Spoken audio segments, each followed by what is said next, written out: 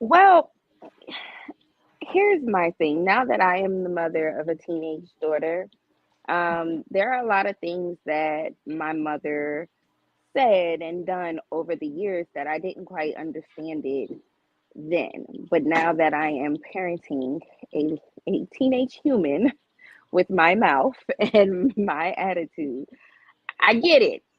But I always told my mother that I'm never going to parent my kids the way you parented us.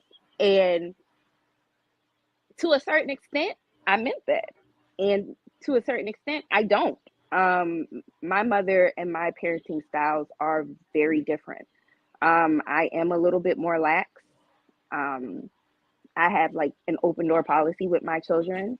I would rather you guys be honest with me about everything than you go behind my back, you sneak, you lie, and then I got to find out about it in the worst way.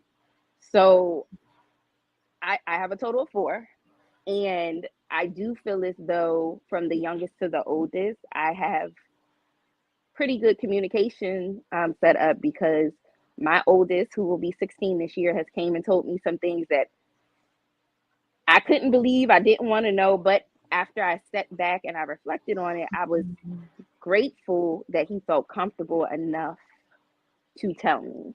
When it comes to my daughter, I thank God that she's 13, but she's not one of those fast, I'm gonna act like I'm 17, 13-year old. She very much acts her age. She's very much age appropriate.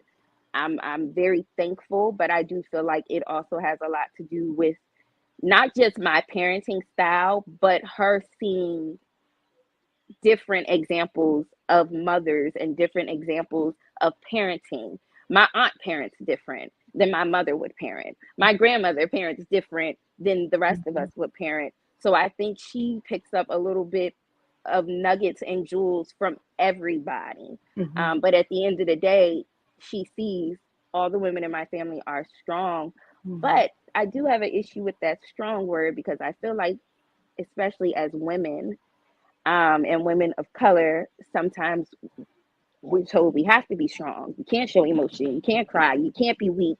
And I try to, not even just for my daughters, but also for my sons, to let them know that it's okay to show emotion. It's okay to cry. It's okay to get frustrated. It's okay to need a minute and say, hold on, I need a minute, and step back. If I'm being honest, I didn't get that growing up. If I was frustrated and I was mad and my mother wanted to talk about something in that moment, oh, we talking about it in this moment, regardless of how you feel.